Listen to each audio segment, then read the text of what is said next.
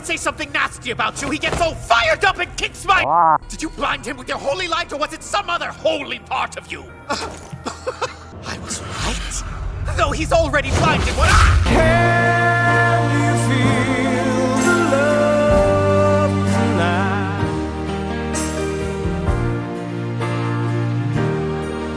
tonight? Love. It's beautiful, isn't it? I am so happy for Xianle actually, these last couple of episodes. Like, not only is their little midnight stroll turned murder mystery date going pretty alright, it's yielding results. Kinda, sorta. But it turns out that Xie Lian is actually pretty fluent in all of his love languages. Words of affirmation. I think you misunderstand. He's too good to dirty his hands with you. Physical touch. And acts of violence. It's development. But back to this murder mystery date at the cave of regrettable family relations. We have still not solved the case of Taihua versus Xianle due to, well, false testimony, lacking evidence, and this little prison break scenario from a wrongful imprisonment, mind you. But I am pleased to inform that we have made tremendous progress with our new witness after our darling Xianle interrogated him thoroughly. And now we have another little mystery on our hands. So ladies, gentlemen, and seabirds, warm greetings to wherever you are in the world, and today, join us for the pre-episode discussion where we try to answer the most asked question in all of episode 9. How did Xianle die?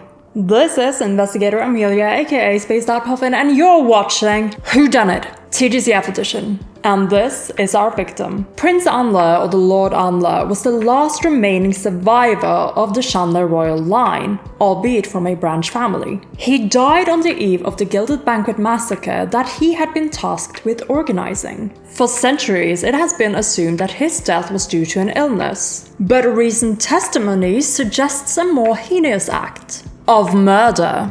The Green Knight Touring Lantern Qi Rong admits to have been at the scene of the crime after the murder and apparently conducted an abduction, upon which he discovered that the prince's insides had been basically pulverized, but there were no external wounds, thus leading him to suspect that a skilled swordman must have been behind the act. Now, let me introduce our suspects. Could the murderer be Long Chen-cho, the Prince Xianle's self-proclaimed friend and the crown prince of the Yong'an kingdom? Qi Rong was the first one to accuse him of having anything to do with the murder, perhaps because it is known that Long Chen-cho was a skilled swordsman. And if he had discovered Xianle's betrayal, as Qi Rong has explained to us, perhaps he would have found reason to do the deed. However, Long Chen-cho himself denies the allegation with a righteousness and sincerity that cannot have been affected. However, someone else might have acted on his behalf without him knowing, such as the people of his court. This little mob of unnamed characters have voiced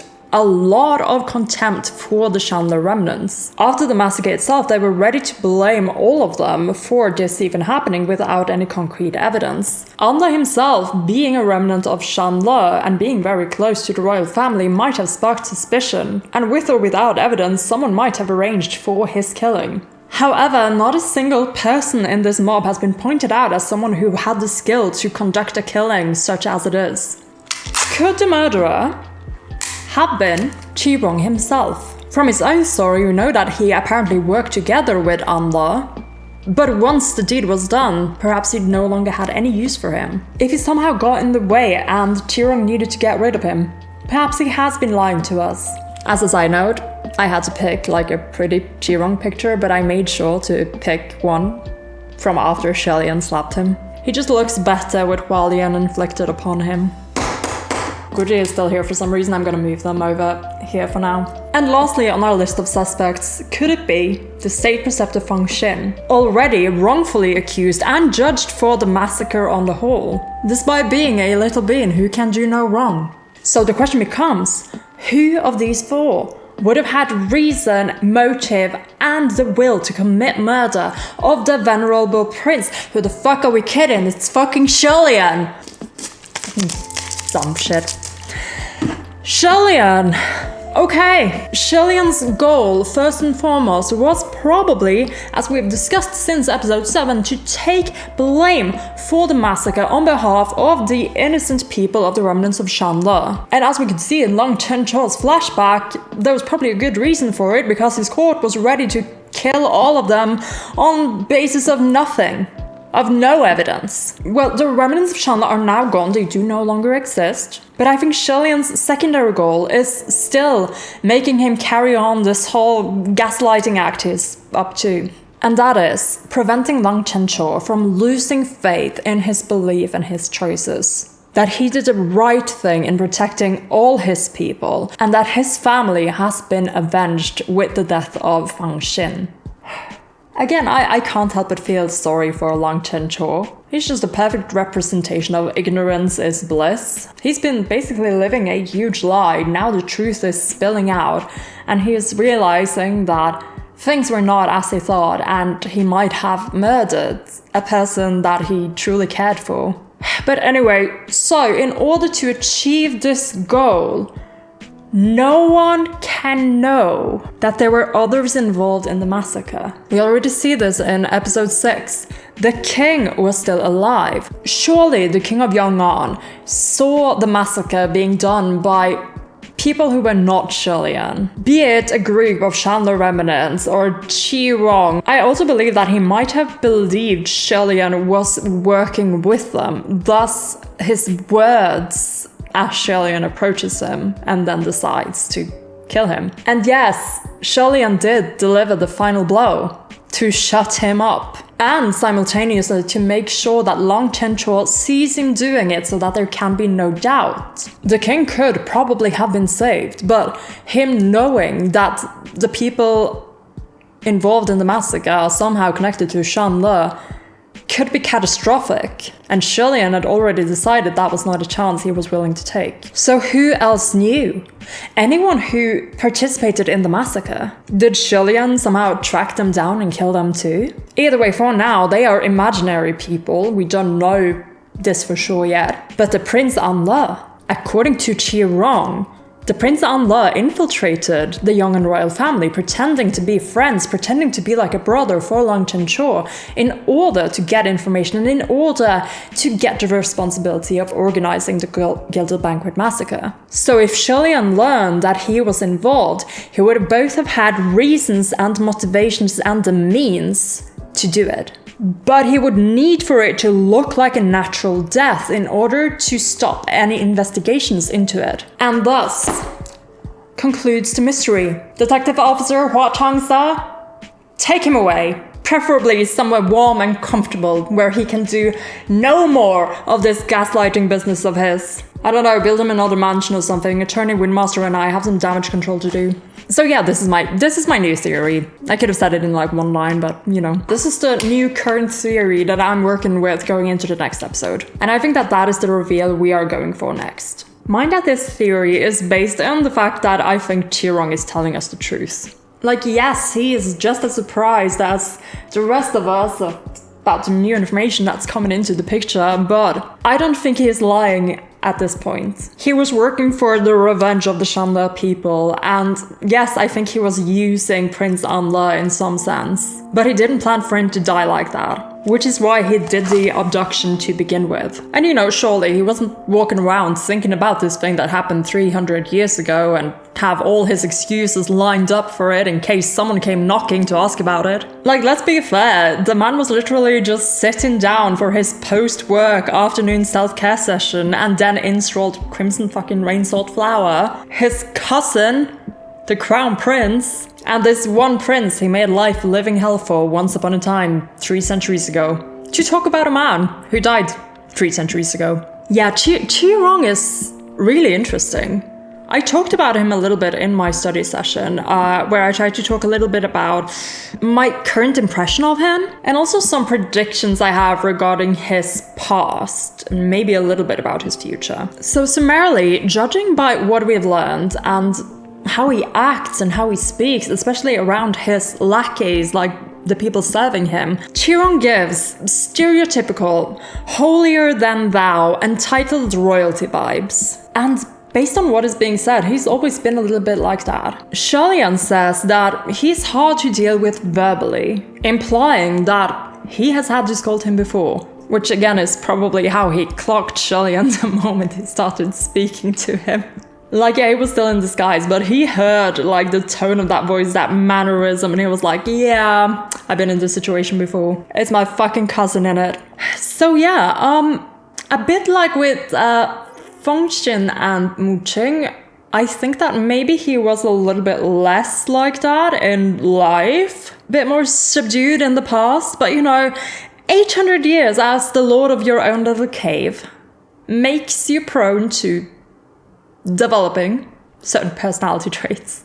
People change, sometimes for the worse. But I think that's kind of the whole thing with Qi Rong. He's supposed to be extreme at the opposite end of Xie Lian. In a sense, so far, he acts as a very good foil for Xie Lian's character in the narrative. Them being very close family from the same royal upbringing and being so different really emphasizes their different qualities. Qi Rong's crudeness is very emphasized against Xie Lian's more princely bearing, his humbleness, his willingness to try and solve things without resorting to violence. And these traits again are being emphasized just by being next to fucking Qi Rong, who's being Qi Rong. So yeah, I guess there are more foils for Xie Lian throughout season 1. Huachang could actually be a really good example of it, but so far, Qi Rong is the first one that was very like in my face, like yes, this is a character who really emphasizes just how patient and kind and everything Xie Lian is. So Qi Rong equals bad. Yeah, okay, I got it. He's also pretty hilarious. Pretty and hilarious. But I'm still waiting. Look, the statue is bad. Huachang and I are in agreement. He could have even been involved in some sort of little temple burning, and it's pretty shit, it's bad.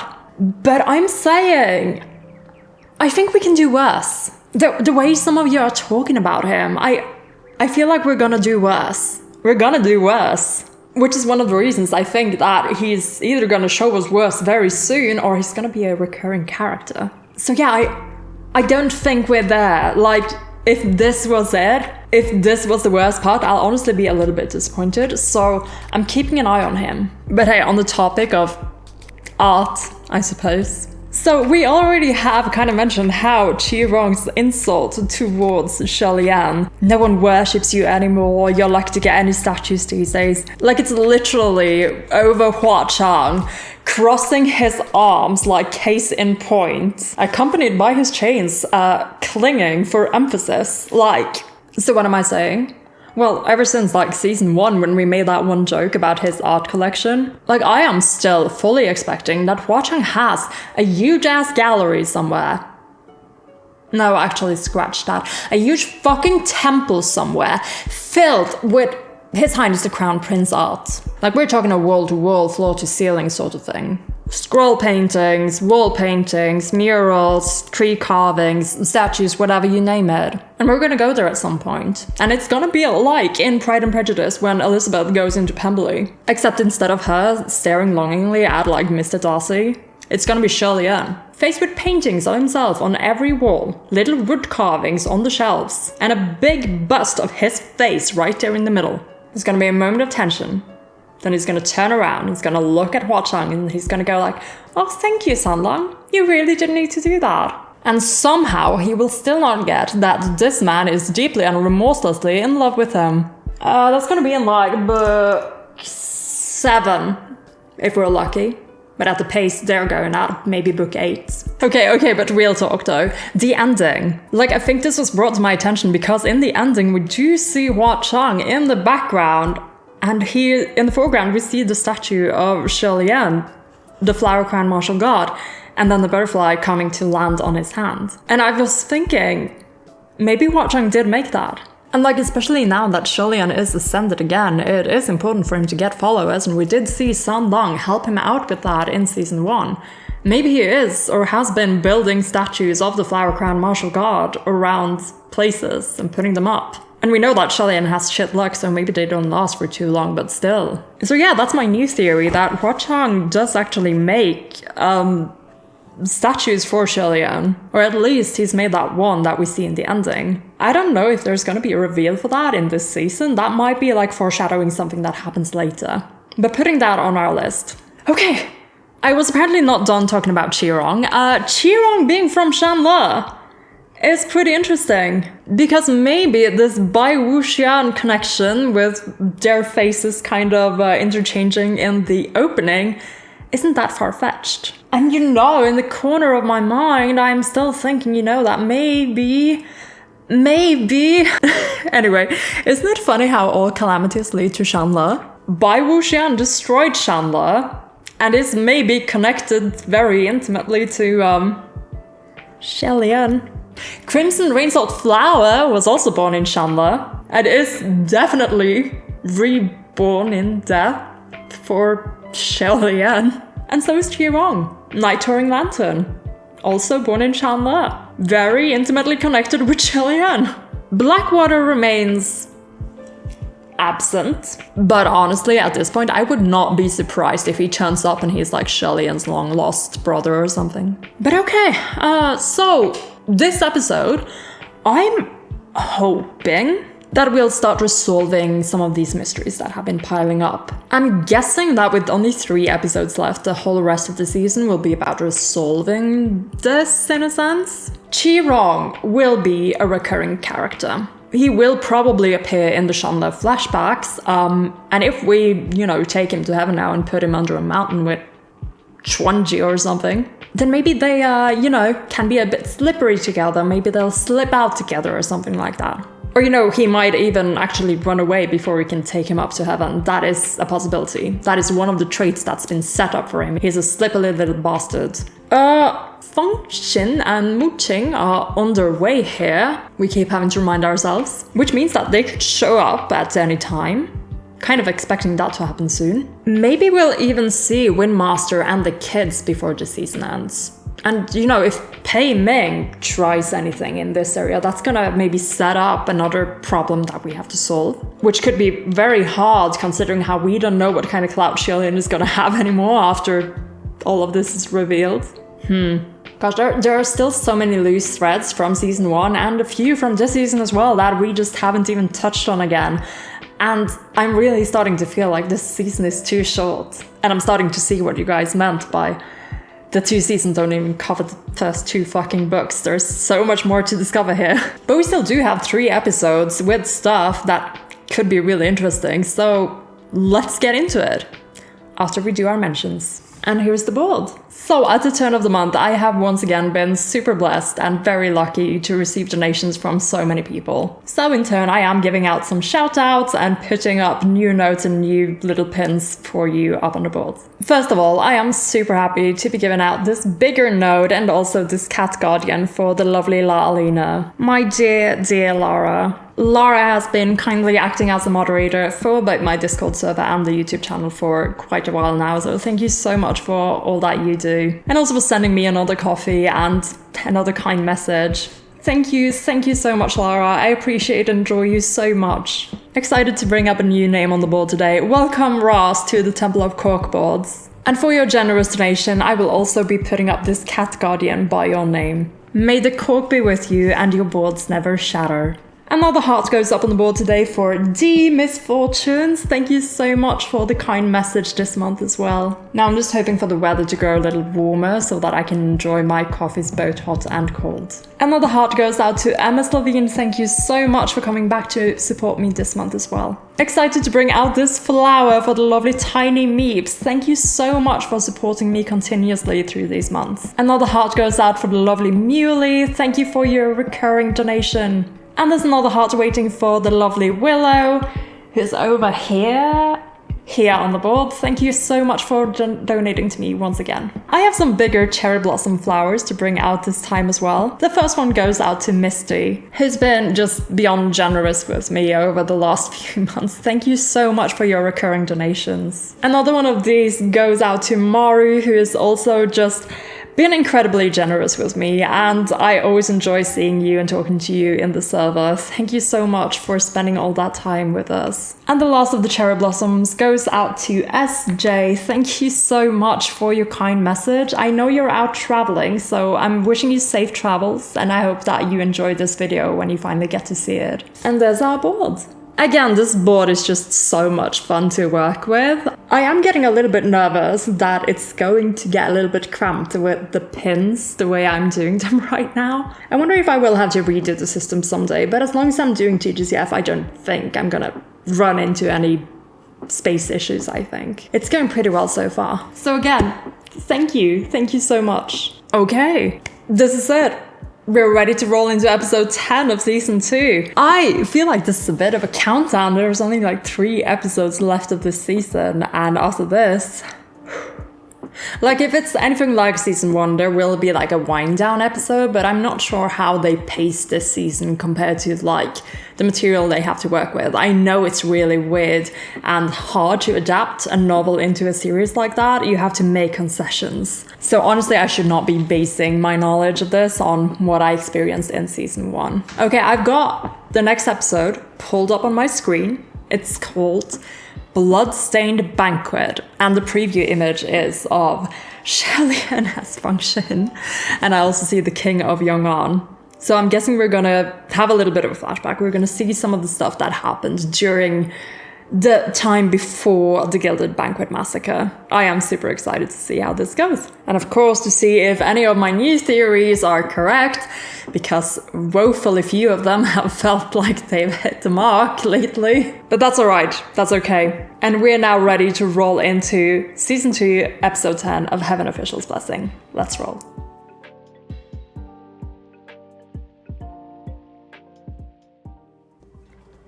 Quickly now. It's almost time. That's him. That's the Prince Xianle. They're setting up the Gilded Banquet Massacre. This is really cool, by the way, the architecture. Yeah. Oh, come now. I can't miss the Crown Prince's birthday banquet. I'm pretty sure none of us can. He's still here. Seems we'll never be rid of these shitbird dogs. Someone needs to teach this one to stop interrupting our family feasts. Okay, so we're already getting into some of the meat of this. So the person we met here is the Prince Xianle. He is preparing for the Gilded Banquet Massacre, which we learned that he got as his responsibility. I didn't really catch it in the dub, but I did catch it when I watched the subtitles and the Chinese version. What we're seeing here is that while he is at court, there is still a lot of discontent among these nobles about the Xianle remnants. What we saw in the, I know it's a Donghua only flashback, but what we saw in the flashback is that the Xianle people, as they were living there, kind of didn't mind as much, but at least up here in court, there is still derision. And Xianle is getting a bit of it from these people. The snide remarks, kind of the side eyes.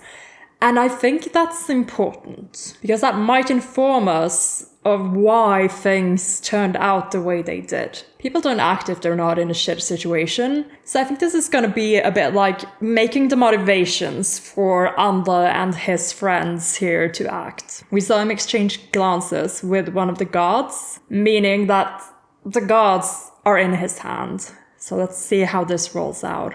We should have wiped them out long ago. The Emperor is a fool to keep one around. What was Oh that, my nephew? God. Speak clearly, or don't speak at all. Is this the queen? It was nothing. Forgive me. I'll see you inside. Don't listen Yeah. to that coward. He only talks when he thinks no one's looking. I swear that boy has made an art out of making a fool of himself. And that's the king. Okay, the little music in the background kind of amping this up now. I think they're trying to show us that, yes, the nobles of Yong'an are still pretty anti-Xianle. However, the king and queen, as Long Chen-Shou said, they were genuinely trying to work against it. But just because they have the good and the right opinion here doesn't mean that they have the backing to start and roll out policies like that. Like, we're still in an environment where there are people, as we saw, like the people of the court who are supporting Lan Chen-Shou and, you know, who also with the king's advisors, you know. They were pretty against all of this. So I think even though they are being kind to the remnants of Xianle, that doesn't matter if Anle's opinion is, well, all of this was Xianle's originally. It has been taken from us, you know? But still, we're just trying to set up the sides here, set up the setting for the whole massacre, what was going on around it, and I appreciate that. Anla, you've outdone yourself. I'm impressed. Of course, sire. It's what you deserve. This little shit. Your Majesty, will His Highness be joining us soon? Well, he's been hard to track down today. He's fine. No doubt he's off working on another surprise for you. That boy. What child gives their mother gifts on their birthday? Really? You ask that every year. It's how the boy is. That's cute. Well, That's Fang very Xin certainly cute. encouraged it. And Fang Perhaps I Xin should wait for encouraged him here, it. then. Nonsense. Fang Xin encouraged it. That's so sweet. My immediate thought is just Xie Lian with his mother. I don't know what their relationship was like aside from that little flashback we got, which occurred when he was very young, but she was very indulgent with him and seemed like she was very kind. So I think that maybe he was very close with his mother. So of course he'd encourage things like this, giving gifts to your mother on your birthday. That is, oh, that's so sweet. But of course, Anle and Qi Rong's plan was to get Lang Qianqiu killed as well, and this is a little bit of a bump in their road, so to speak. He doesn't seem to be very happy about it. Can't let you just stand outside waiting. It's your banquet too. Very well. So he hadn't planned to be inside. Not just you. Okay.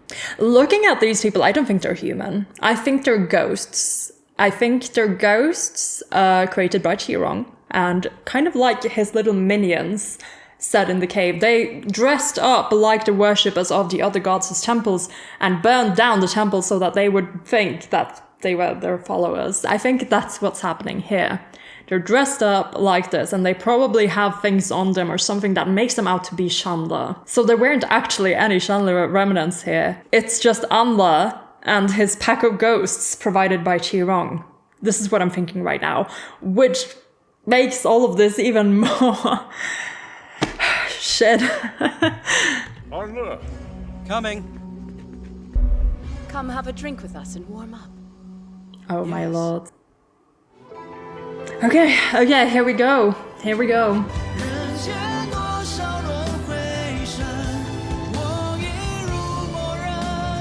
I almost forgot that Huachang existed for a second. I wonder how much of this Huachang knows or knew about. Because he is the one who starts the whole questioning of what happened to Prince Anle, how did Anle die? And again, like, he knew that Qi Rong knew something. And Qi Rong does tell us what he knows, but I don't think Huachang knew that. Do you think Huachang knew that Xie Lian might have killed him? Yeah, I really don't know what Huachang has been thinking throughout all of this. I need to give that a bit more thought.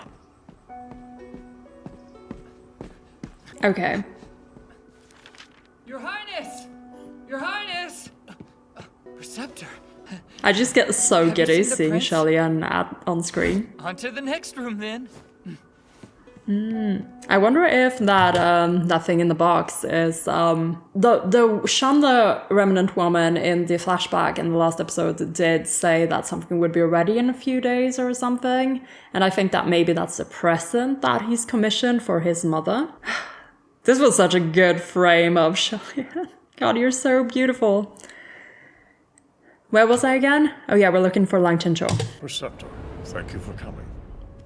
Of course. I wanted to speak to you about Qianqiu. By the way, I heard that you won't be joining us for the Gilded Banquet. Why is that? Because, yes, that's his dad. That's the first time we're getting a proper look of his dad, and that's his mom. Yeah, it's a Xianle tradition. It's a Xianle tradition, and going to them would waken a lot of memories that might be really hard to think of. Especially considering how all of that is gone now. All of them are gone now.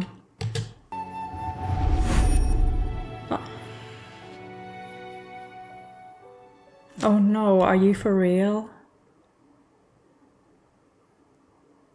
Are you for real?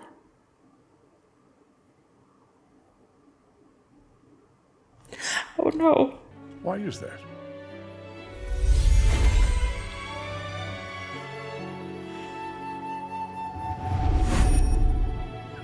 Oh no. Oh no. Oh no. Oh no. Oh no. Oh no. Oh god, baby, I'm so sorry. I'm so sorry, oh god. Okay. Okay, I'm better now, that did take me by surprise. Oh god. So Xie Lian saw his parents dead. They were hanging, so that's either someone strung them up or they committed suicide. Both are terrible, terrible situations to be thinking of. So yes, he would not want to go to the gilded banquets because that would remind him of his parents. Okay, we're calm again. We can keep rolling. Oh god, that took me by surprise, and that made me very sad. Vanshin?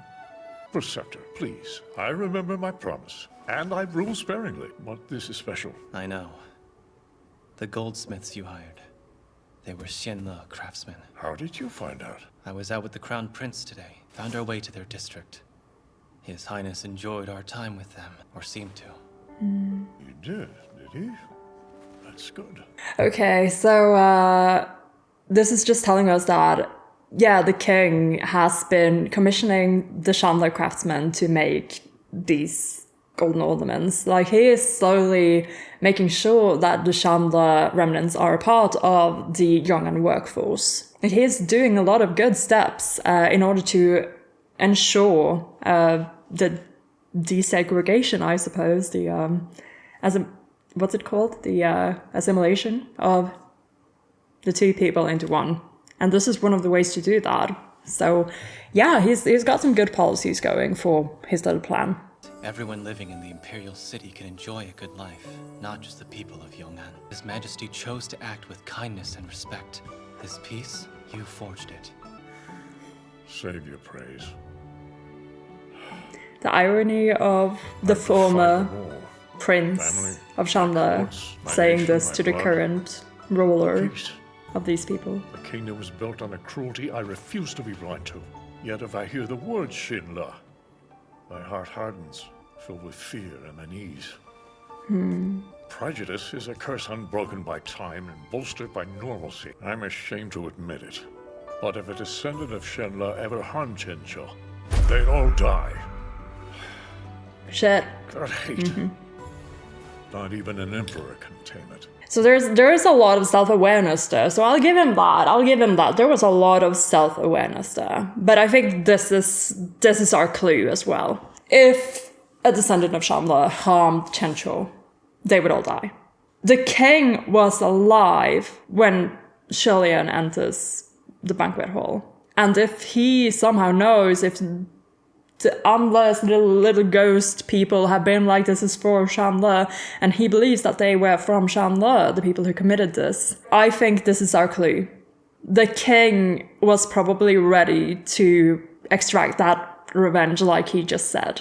That yes, despite all these policies and despite working for this, there is still this hatred ingrained in me that I've been learning while I was growing up, that I've learned from my parents who learned it from their parents. Like, this is a generational sort of distrust and hate that he's worked very hard to suppress, but he's telling Xie Lian right then and there that if something happened, I would not be able to suppress that hate. I think it's a bit extreme, like if anyone from Xianle descended to Long Chencho, I would kill everyone. I think that's very extreme. But yeah, I think that's our hint. I think this is why the king died, why Xie Lian killed him. Pensive face, okay, let's keep going. Nor God. And yet, I believe Chencho can. You would have loved it, Mother. Everything was just exquisite. I believe Chencho There's can. no room for the bitterness of old. Growing up with Anla has allowed him to see the people of Xianle as something more than the cruel tyrants our ancestors described. To him, they're simply people. I'm too old to change, huh? No, I disagree. His Majesty's words show much change indeed. Don't you? I understand if you choose not to, but I hope you come to the banquet. I am so weak for Xie. Oh gosh, this was not how I wanted this day to go. God, help me. Have mercy. This is the second time. I'm not even like eyes brimming with tears. I'm fucking crying again. Just that was good. That was good. That little that moment of relief, that moment of hope, that moment of I think Your Majesty's words show change. I think Xie Lian at this point, having spent 5 years with the young royal family, I think he agrees with the king's words, but I also think that he really believed and felt like this is the generation it changes with. This is where all of that pain from the conflict between Yongan and Xianle ends. And then it fucking doesn't because of this whole thing with Anle and Qi Rong. Okay, I'm starting to see. Maybe this is what we meant. Maybe this is what we mean when we say Qi Rong fucking sucks. That was a good scene though. And Lang Chencho, having grown up with Anle, see them as people, as brothers and sisters. Okay.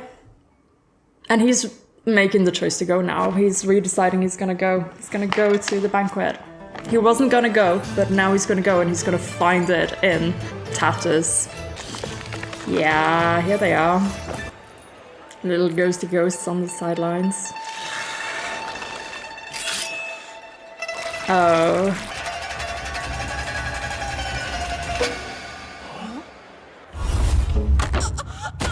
Yeah. Yeah. Oof. Where did he run off to? Ah! You have to do that every time. You Why was he scared me hiding half to then? death. Did you get the gift? I did. I'd be happy to make one. Come to collect it tomorrow. Thanks. Is it a hairpin? This is exactly what she'd wear. Mother's going to love it. Oh most gosh. Certainly, sire. Oh gosh. Well, there goes that nephew. Yeah, he's got that big sword. Oh god. Did he seriously? He's a little shit. Holy shit. He went for the king. The queen got in the way. Yeah. Yep. Yeah. And it was Anle, so that's definitely someone descended from Xianle. Oh shit. And that's, yeah. Fuck. Is this another thing that's gonna weigh on his conscience? Xie Lian, I mean, like, if he had gone half an hour earlier, he could have helped prevent some of this. But at the same time, I don't think that he could have run away or covered up for any of the... Yeah. Strange. Why is it quiet? Like the story being told afterwards, anyway. In that, if Anle was caught having been the ones who planned this, that would have had repercussions. Oh my god. Oh my god. Yeah, he came and he found Prince Anle doing the deed. Sire! Hold on, Your Majesty. I'll summon the physician. Yeah, he was alive enough to maybe have been saved. And then he's gonna, I know he's gonna do it. He's gonna be like, kill them. Prince Anla, take his head. I want him buried with me. I want all of Xianle buried with me. Yeah. Your Highness, you must hurry! Chencho, stay away. Find every last cussed friend of the Xianle and drown the whole city in their blood! I will make them Pay for what they've done. No one with a drop of Xianle blood will survive. Man, woman, or child. They all die tonight. Then he was telling it. Not every day that an He was emperor telling gets to the watch story. His family get slaughtered. Of course, his dying words would be a call for genocide. Shit, okay, so Long Chencho gets another little reality check there with his, because as far as he knew, his parents were genuine, and they were, for the most part. But as his father said, he is still weak to this prejudice and this hatred, and now Long Chencho learns that, that was his father's last command, to kill every last remaining remnants of Xianle.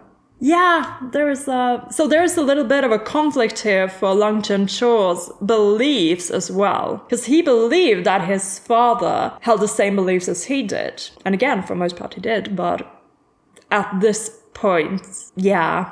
So I wonder what Long Chencho's reaction is going to be, if he's ever going to be able to reconcile this. Okay. I still haven't got my answer to whether or not Xie Lian killed Anle, but I am pretty fucking sure he did. But then again, you've always been a violent little bleeding heart, haven't you? Holy shit. So noble. Too bad you always end up pissing everyone off and getting left with nothing. Shut up. Both of you shut up! I just want the truth. But no one will let me hear it! That's true. He's lying to you. We're all lying to him. But here's some truth for you. You know, if I had my way, you would have been dead at 12 and missed all this nasty drama. At 12? Yeah, there we You go. abducted me? Shit. Fine. Shit. I get it now. None of it was real. All that kindness and friendship. This is not what we did want. for the people of Xianle. This is not what we wanted, Xie Lian. This is not what we wanted. This is not what you wanted. You need to fucking step up right now. Holy fucking shit. They still wanted us dead. I'd always believed that hate could be overcome. I was a fool. Everything I knew, everything you taught me was a lie! You're not a fool. It was true. All of it. Thank you. Thank Because you. you made it true. 2 kingdoms. Trapped in a cycle of pain they created. They learned to come together because of you. And what about my parents? They worked so hard for peace. To see our peoples live side by side. And now, their greatest wishes come true. And all they had to do was die! Yeah, this is, Yeah.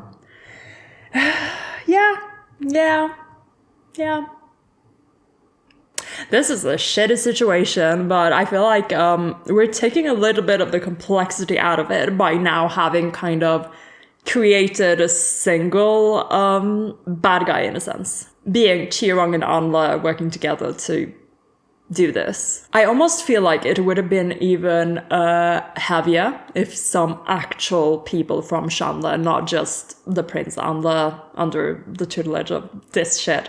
If some of the actual remnants of Xianle actually were involved, it would have been an even more complicated situation. But at the same time, it's like I said, why would they? At this point, with everything that is happening in this kingdom, why would there still be such feelings among the regular working people of the Xianle remnants? So yeah, it's all an orchestrated tragedy, and this little shit is behind most of it. What the fuck? Okay, yeah, okay. This might be it. This might be why everyone fucking hates Qi Rong. Why is everyone leaking out of their eyes all of a sudden? Fuck you. You're so broken up about your parents. Also, wake up. Your parents weren't working for peace. Just a polite way for them to keep their heels on our necks. Qi Rong, that's enough. The gilded banquet. It was your idea, wasn't it? Oh yes, me and Le, your master, the people of Xianle. We all have a part to play. They all had a part to play. What do you mean? Shut up, Qi Rong. Honestly, this served, but oh god. We seriously cut him in two. We cut him in two. He's just still going. He's just still going. I didn't expect any less of him, honestly. Sorry, was that supposed to couldn't tell. Oh my god. Something about your dead parents. Xianle, what are you doing? What are you? Oh. A dead parent or two. So tell me, is this how you normally eat people? I'm not always hungry for soup. Oh my lord. He's done the same to countless more.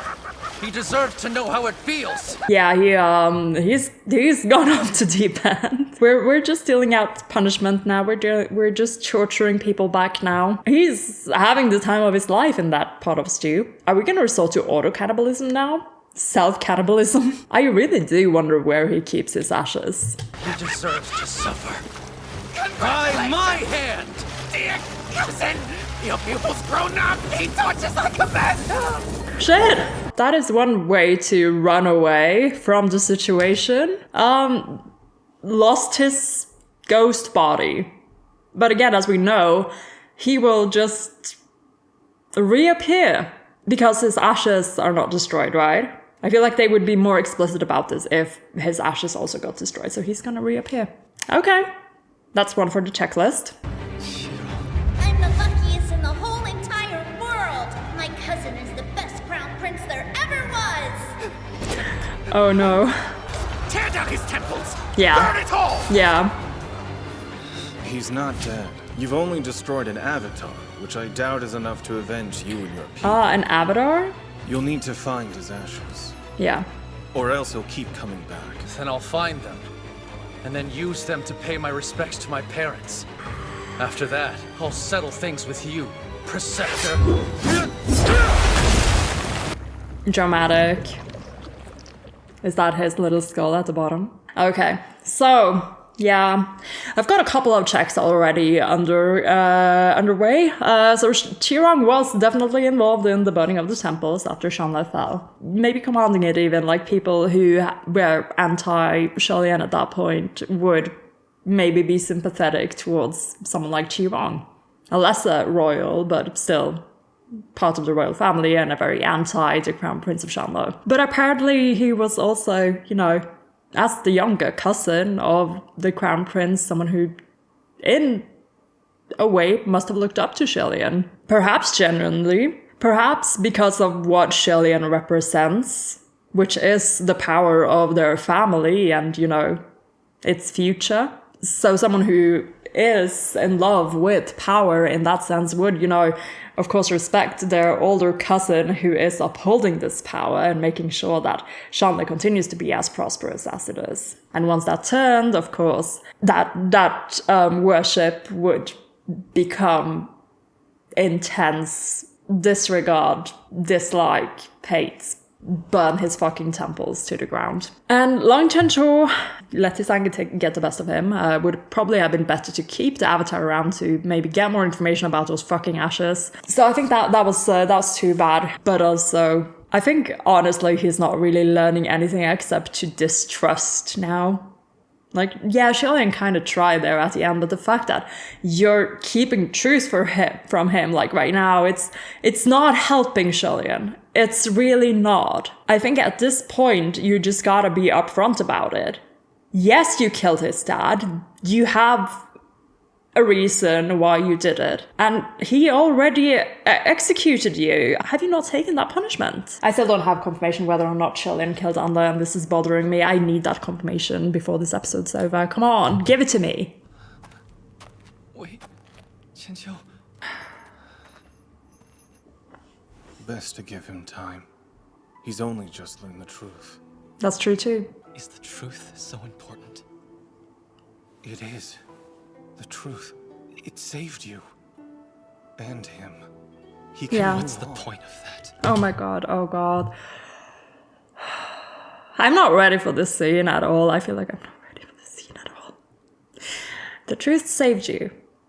That was Hua Chang's point in all of this. The truth is important because it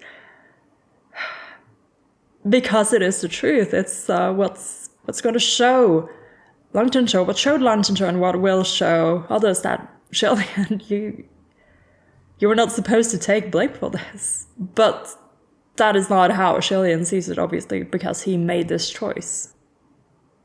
Oh, this is a good conflict, but at the same time, I'm not ready for this. This is going to be a good character conflict for the two of them. My autonomy and my own decisions versus the self-preservation that I'm not very good at keeping. And that you would very much like me to be better at. Okay. Oof. And him. He can. What's the point of that? He can move on. What's changed? What's resolved? My reasons don't absolve me. I'm still just as guilty. His father wanted to unite our peoples. I still killed him. Anla was the only remaining member of my family, and I still killed him too. You did, yeah.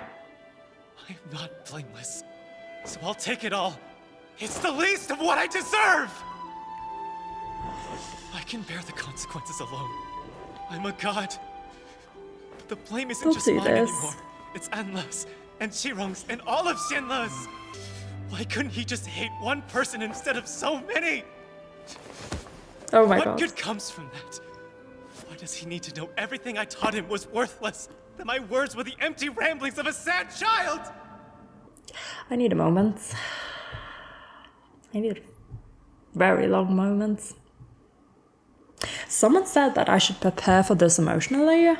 I should have listened. I should have listened more. I should have trusted their judgment. They fucking knew. They knew what they were on about. Oops. Yeah. There's a lot to digest here. This emotional eruption of... And now just the scene, and the statue is still there. The statue is still there. Sitting, crying. Let's go back and let's try and actually get through this with a little more. What's changed? What's resolved? My reasons don't absolve me. I'm not blameless, so I'll take it all. And that's the issue. That's the issue. Okay, I am not blameless, so I'll take it all. Yes, Xie Lian. Yes, you killed a king. Yes, you killed Anla. But that doesn't mean... It's like he says, I am a god, so I can take it. But that's, again, it's justifications for this unnecessarily reckless behavior. Like, he's taken on blame for things that he didn't do for the sake of others. And his own guilt for not having been able to resolve this well and peacefully is gnawing at him as well. Like, he was watching a situation where you had these rulers of the Yongan and Xianle people. They're trying to actually make these two people one. And they're doing a really good job at it. Then this happens and things go to hell and you're trying to take the blame for it. It's not adding up. I understand his mentality, and that's why this is such a painful situation, and oh my god, for Hua Chang to have to see it and listen to it, knowing that it's self-harm is what it is. It's terrible way of tearing yourself down, mentally, physically. You believe in yourself and that you can do things that are good. Oh my god. I'm not blameless, so I'll take it all. It's the least of what I deserve! It's the least of what I deserve. I'm a god. The blame isn't just mine anymore. It's Anla's, and Qi Rong's, and all of Xianle's. Why couldn't he just hate one person instead of so many? Why does he need to know everything I taught him was worthless? That my words were the empty ramblings of a sad child? So for... yeah. Xie Lian wanted Lang Zhenchuo to hate him and not the people of Xianle. That was the secondary aim that Xie Lian had, and his own just self-depreciating actions here, they just add up to, well, I might as well take all the blame for this, and isn't it better if I do it? Isn't it better if he only hates me? And now he feels, of course, that all the words that he said to Lang Zhenchuo, all the things that he tried to teach him, it feels like they've been cheapened, that they have been reduced to what he thinks they really are. Like, I think they were really good teachings, and in the context of Lang Zhenchuo's growing up, they really were. But Xie Lian now presents it as the ramblings of a child. Oh, wow.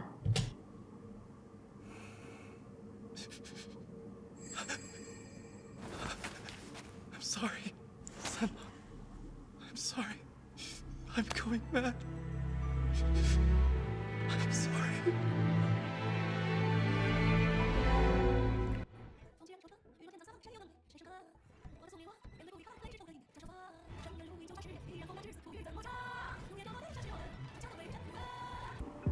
Yeah, gosh darn it, and another emotional cliffhanger. This is worse than episode 7 too, what the fuck. Yeah, I had to stop there for a second. I could not let myself cry a third time. That would have been too fucking embarrassing.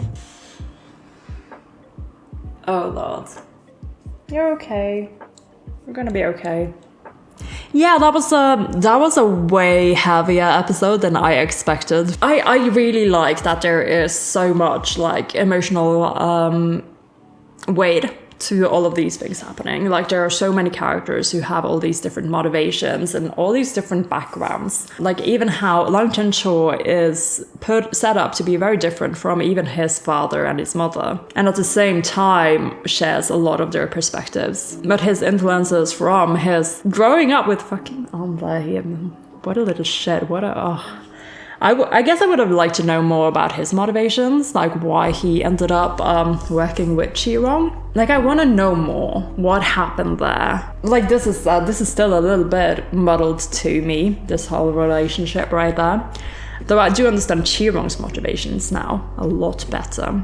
Okay, shit. What can I say? I'm getting semi-satisfied with how the function arc is playing out, like what we're learning and where we're ending up. These are some really interesting conflicts that they've set up, and I do enjoy both our characters' entries into the story, their roles in it, and their resolutions, which aren't necessarily, happy ones. Xie Lian made a lot of decisions there at the end that would and are haunting him still. But also I think that his decisions here are definitely influenced by all of this. He became his metaphor again because of what happened in this section somewhere. He thinks that it's okay for him to take the blame, for him to take the punishment and the pain, because I am a god, I can handle it, but obviously you're not okay. And I think it's important for someone to show him that. Yeah, emotionally, and for the sake of this relationship, I think, again, it's so important that they are here together and that the truth is coming out this way. Huachang is listening. He lets Xie Lian say his piece, but he also has, of course, his own opinion about this, and it's very much go, why you hurt yourself. From Huachang's perspective, this was so necessary, this was super necessary. But as long as Xie Lian feels like he needs to hide this, not just what he's done, but this part of him, the part that made these decisions and the part that says that I deserve this, like, these are things that seem to be very shameful to him. And now they're kind of been out in the open to these characters who were present for this, yeah. But now he's having the emotional kind of outburst resulting from this in front of Huachang. He is being very vulnerable, and like he says, I'm sorry, I think I'm going crazy. Like, he's not good. Oh, my poor boy. And I'm hoping that there's gonna be, like I said, this is an emotional cliffhanger once again. We're in the middle of this very important moment, and we're cutting the episode there because that's the cliffhanger they're going to give us. Like, could they not have, like, at least concluded this emotional moment, like given us one more minute here, or cut it before we got into it as Lang Chen-cho leaves, because I'm getting really frustrated with getting cut off in the middle of these kind of like, this is the climax. Like, we're getting closer to the climax and you're stopping there. Why not let us have the rest of it? I need to see episode 11 ASAP, but this has got to get edited first, I suppose. So yeah, in conclusion, Qi Rong is out there now. God knows where he's gonna reappear, but there's definitely gonna be more havoc with him in the future. Long Chencha is on like his side quest now. Well, his main quest, but it's our side quest. His main quest is to hunt down Qi Rong now and get his revenge, find his ashes, and kill him for good. And then come back to whatever beef he has left with Xie Lian for lying to him and all these other things. So I guess that's a step in the right direction. And as for Hualien, we are, like I said, doing some important things in that they are together throughout a very turbulent emotional time for Xie Lian. And he trusts Sun long enough to say these things to him. He trusts him enough to voice these thoughts out loud. And I can only hope that Huacheng has something to say to this, that can help relieve some of this intense self-hatred, really. I have no other way to describe this. It's literally a sort of mental self-abuse. Physical, if we count the fact that he died because of this, let himself be killed because of this. Oh god. Yeah, again, this was a lot heavier than I thought it would be. Can I make a joke or something? Can I think of a good joke to tell, like right now? What does it matter if I'm right about things if I'm sitting here crying about it? I think I love this show. Now I gotta go rehydrate because I emptied myself of tears. It wasn't that bad. It was like 2.5 cries. But still, it's been a lot. This was a lot. This episode was a lot. I understand what you all meant now. But it's a good episode and we're getting closer to wrapping shit up. This has been Amelia, aka Spaced Out Puffin, and I will see you in the next one.